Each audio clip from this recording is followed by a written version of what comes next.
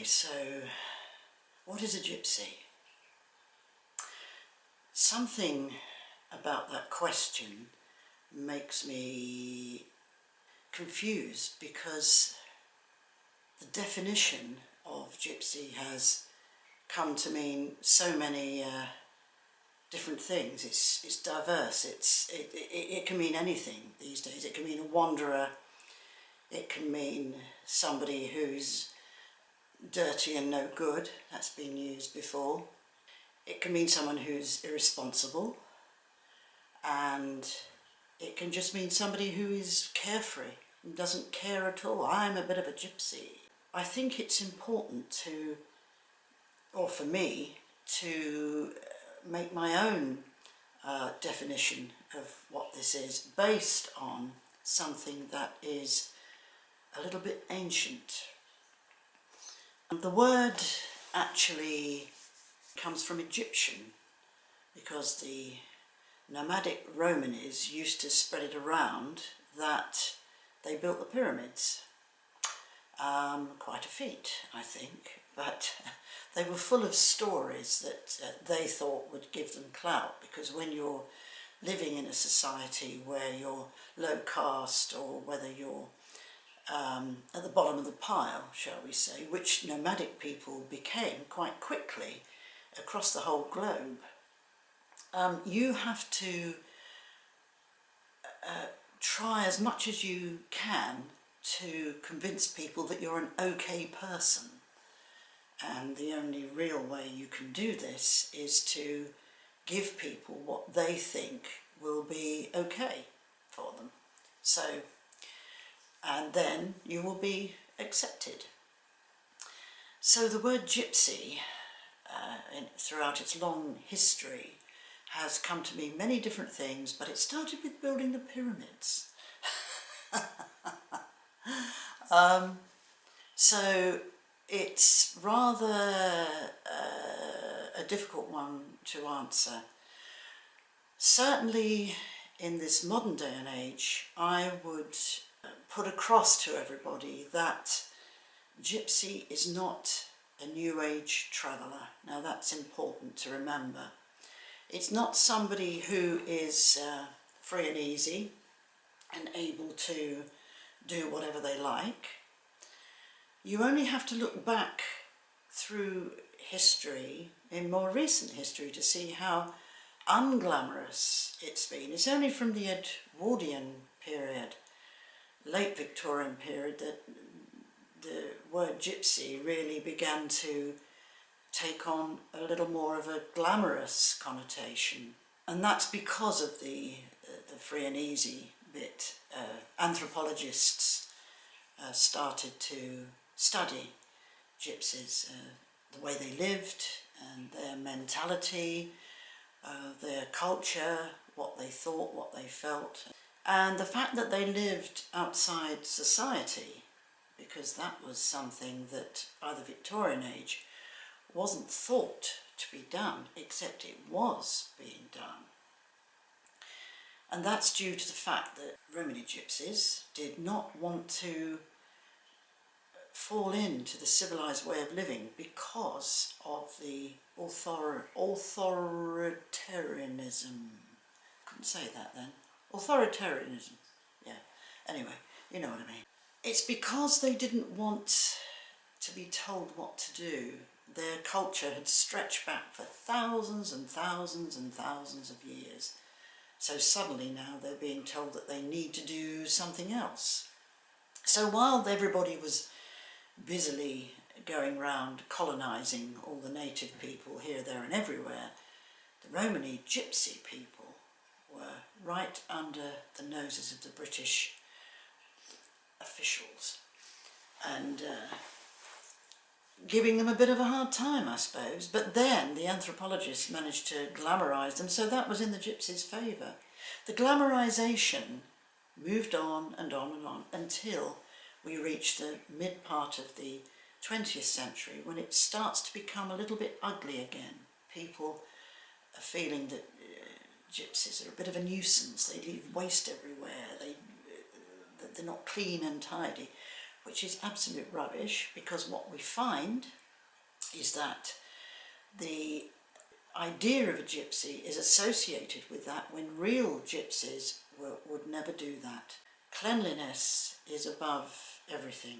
Now, cleanliness happens on many levels. It happens on a physical level, and it happens on a cultural level, it happens on a spiritual level, it happens on an emotional level, and particularly where the other world is concerned. If you're unclean, or if you're not very nice to the earth, then, well, you can expect dire consequences. So there's no real self-respecting gypsy who would ever leave anything unclean. They tidy up as they go along. It's what we do. It's what I've always known. It's what we've always done. You look after each other, you look after the animals, the horses, the dogs, whatever. In fact, they come first. So, yeah, so by the mid-20th century, it was starting to become a little bit ugly, because the gypsies were getting a bit of a bad reputation with going around with their caravans. And then, of course, it goes on and on and on, and they start to camp on land, which is somebody else's, and it's owned by somebody who says they shouldn't be there. You know a little bit of the story, I'm sure. So by the time you get to this century, or coming into this century, suddenly, ta-da, the new age is born. And suddenly the gypsy fits into that so well, because we're all studying native people, we're all studying Native Americans, Aboriginals, people from all over the globe. Their culture is being stolen by civilized people who don't belong anymore. Now, I must say that it's not anyone's fault, because civilization and colonization catches up with everyone, all through the generations. You look back through those generations and you find that we were all once tribal. But the point is, we're not tribal now, in the sense that we live out with nature and we've been doing it for thousands of years. That's the bit that's important. We've been doing it for thousands of years. If you break that line, it's gone. It's gone. It's like when we alter the earth, when we alter water courses, when we alter this, that, or anything else. You can't expect it always to go back to the way it was. You remove trees, it's not going to look the same as it did before. So we feel we have to plant more trees, we feel we have to put the water back, and it's not the same as it was. It can never be the same as it was. So that's one of the biggest problems. It's the break. So the new age broke the mould in a certain way and started to give yet another idea of what gypsies are.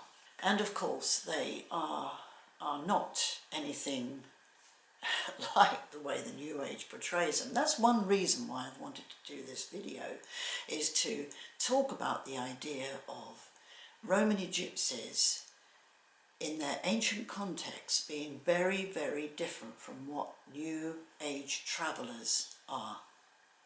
So if you think you know a lot about what a gypsy is, look at this video again and again and see if you can understand where I'm coming from. Another good thing to mention where this is concerned, where following nature is concerned, that people think I'm a pagan. A pagan in the sense of the pagan religion.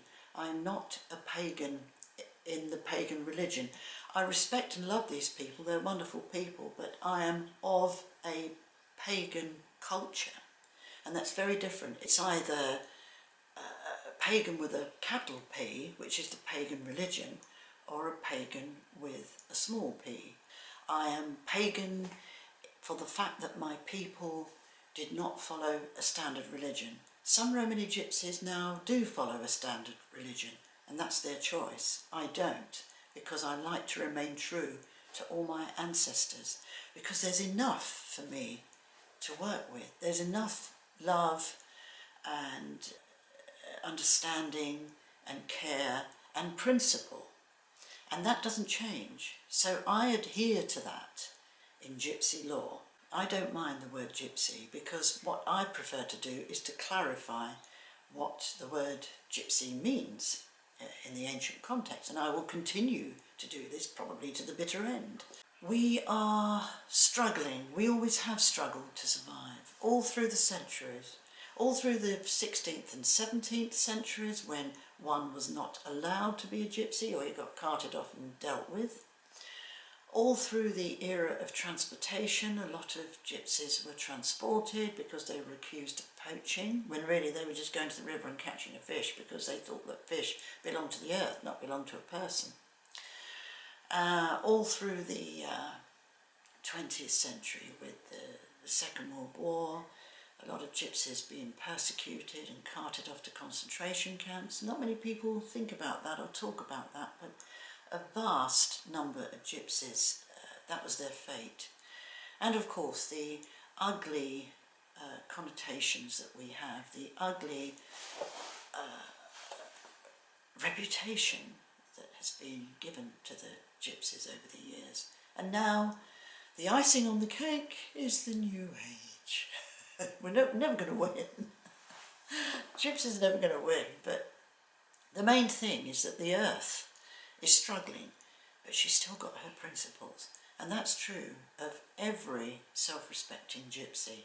Anyone who is a Romany gypsy or who understands Romany gypsies will be modest to the core, they won't shout about it, and they will really want to stay with the earth and be with the earth. I've always said, when the earth goes down, I go down too.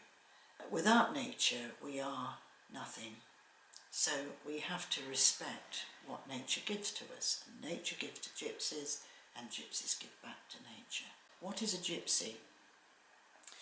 Perhaps I need now to let you have a fresh look at what a gypsy is. Go and walk in the trees, go and sit by water. Nature she's watching us. And that's a wonderful thing, isn't it?